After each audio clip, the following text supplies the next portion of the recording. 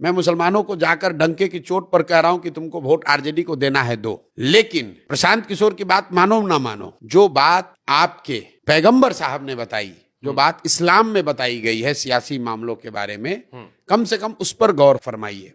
मुसलमान आज बिहार में दलितों के बाद सबसे ज्यादा गरीब और फटेहाल है, फिर भी मुसलमान आरजेडी को वोट देता है। मुसलमान ये खड़ा होकर कहता है क्या करें, हम तो भाजपा के डर से देते हैं, लालू जी के अलावा कोई विकल्प नहीं है, हमको तो सबने ठगा है। तो मैं उनको कुरान के हवाले से बताता हूं कि भाई पैगंबर साहब ने कहा कि जिस कौम को अपने रहनुमाओं की समझ न हो उसके ऊपर जालिम हुक्मरानों को मुसल्लत कर दिया जाता है। तो अगर आप ये कह रहे हैं कि आज के हुक्मरान जालिम हैं, तो पैगंबर साहब की बात कही हुई गलत तो हो नहीं सकती। उस पूरे लाइन को पढ़ो। उन्होंने कहा कि जालिम हुक्मरान आप पर तब मुसल्लत किए जाएंगे जब आप गलत रहनुमाओं का चुनाव करेंगे। तो आप खुद ही कह रहे हैं कि आज के जो रहनुमा हैं, आपने जिनको रहनुमा बनाया, आज के जो हुक्मरान है वो जालिम है। इसका मतलब है कि जिसको आपने रहनुमा बनाया वो गलत आदमी था। कुरान की शुरुआत का पहला वर्ड है इकरा। इकरा का मतलब है पढ़ो।